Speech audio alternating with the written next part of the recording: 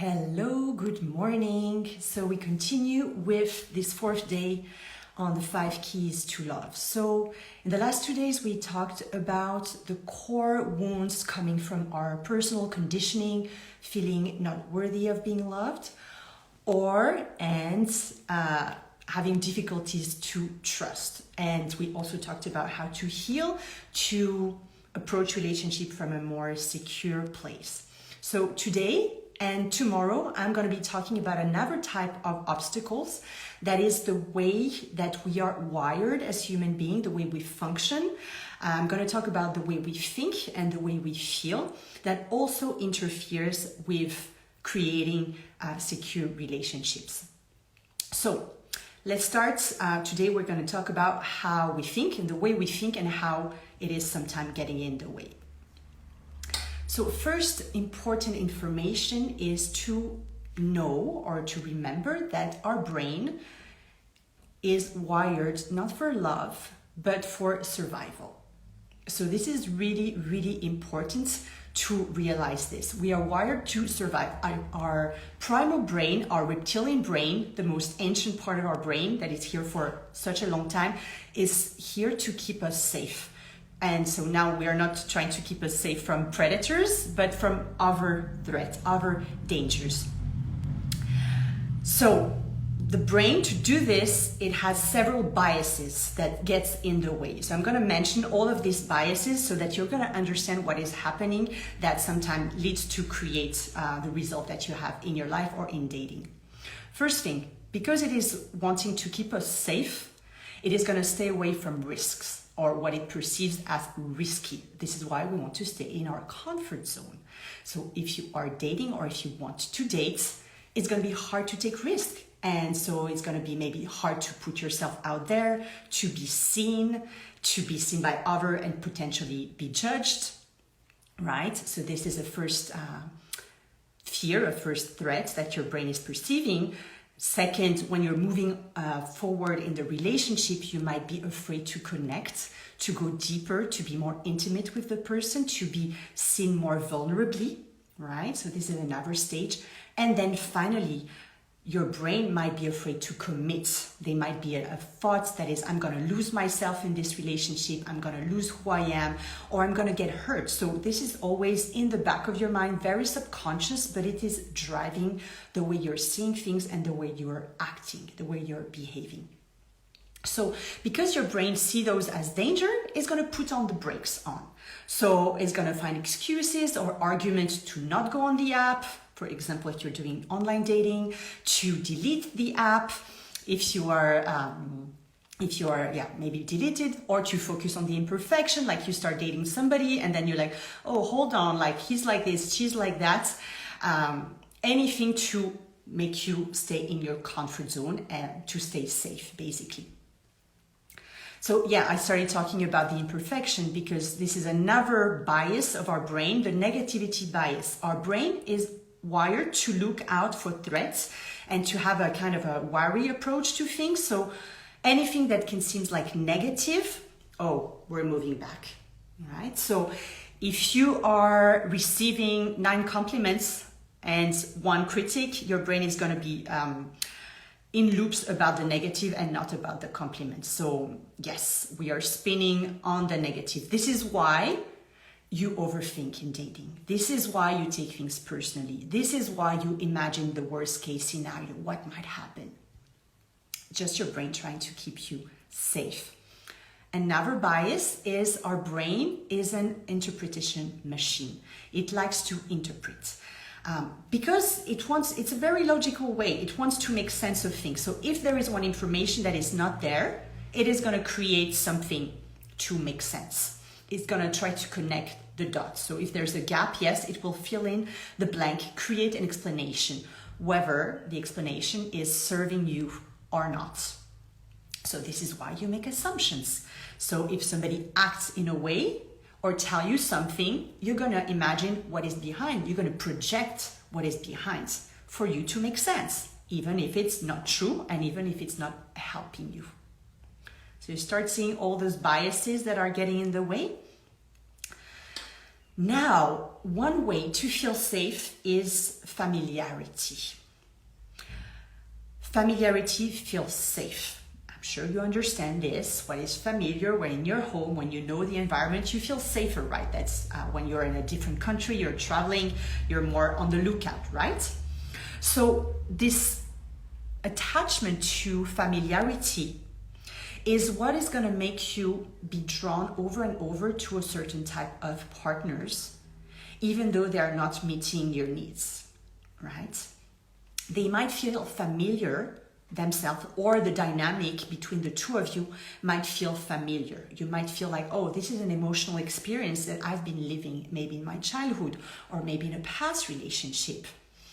And so what is happening is, although you have your prefrontal cortex, like your most developed brain, that says, oh, for example, I want a man who is available and loving, then you have your primal brain, your brain who just wants safety, who just wants familiarity, who is going to take you to people that maybe, if you have a background story that's, I'm not lovable, I'm not worthy of love, let me prove you, is going to take you to partner or to situation where you're going to be repeating your scenario again and again without you realizing it.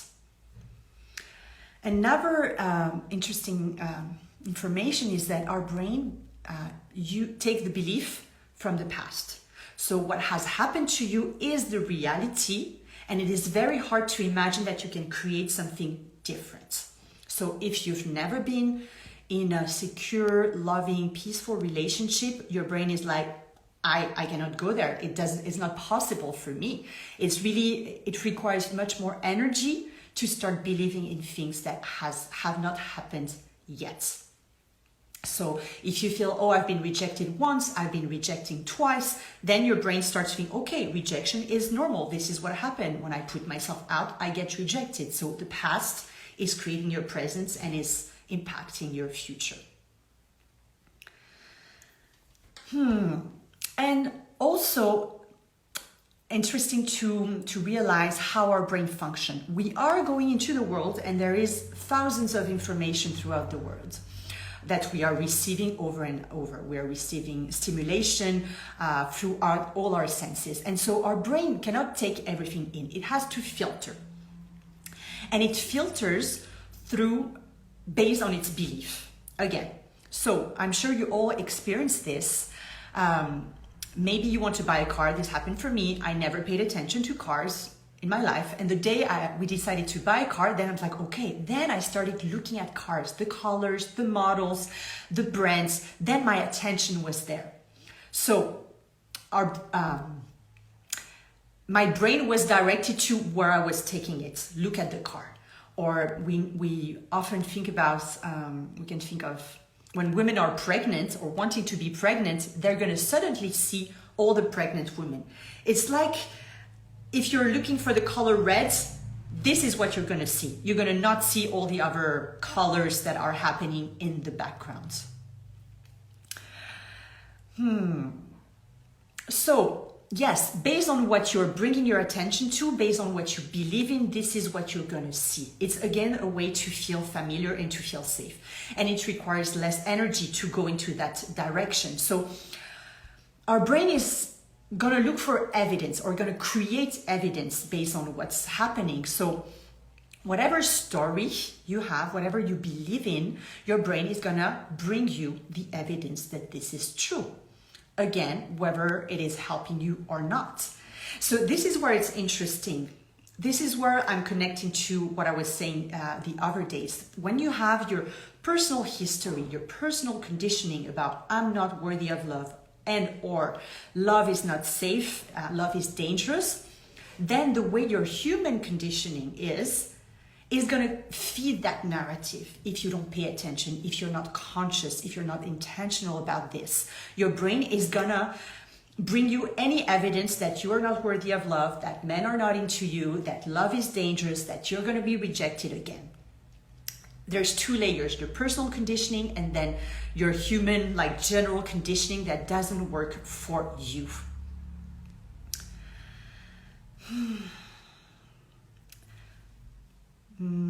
Yes, maybe I give you some example of stories that you might have.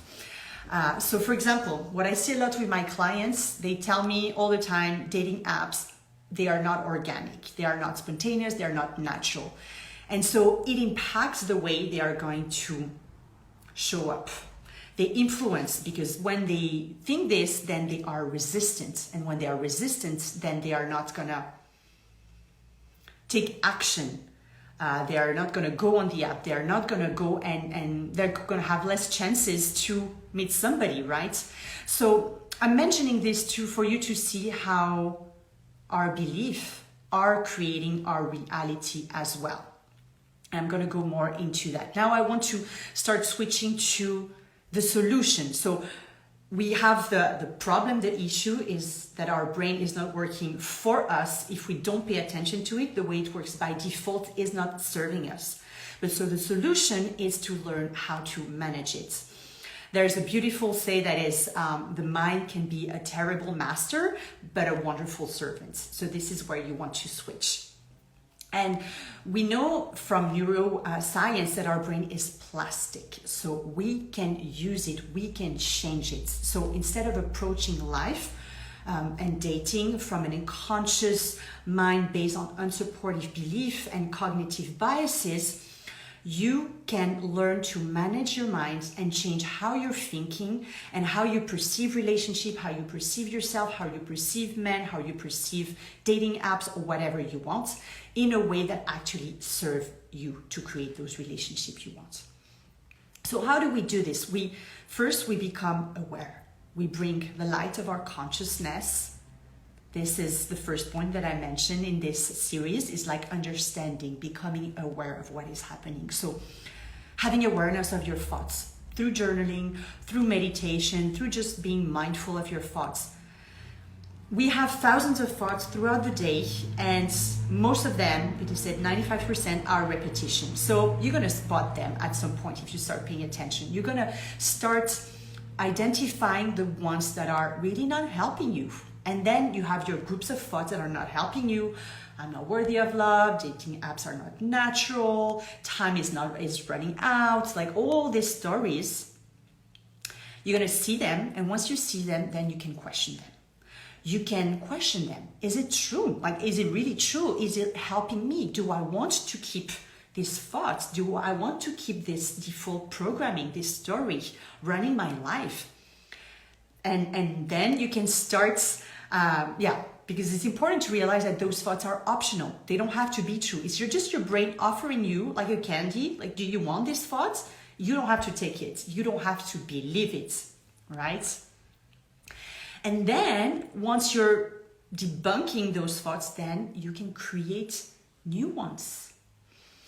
New ones, and not like affirmation, like taking things that you don't believe and just repeating them over and over again. No, you want to find thoughts that you believe somehow or at some points that are working for you, that are making you feel good, that are gonna put you in a state of being that you can take action for you to create your result, to create your relationship. So you want to be intentional in your thinking process, and you can train your brain. So it's really a training. It's like going to the gym, and through repetition, and you could use like mantra affirmation of these thoughts, but you also, one great thing is to look for evidence, to start like thinking this on purpose and looking for evidence. Like, why is that dating apps are, for example, an empowering thought, our dating apps are just a way to meet people, and finding evidence. How is this true?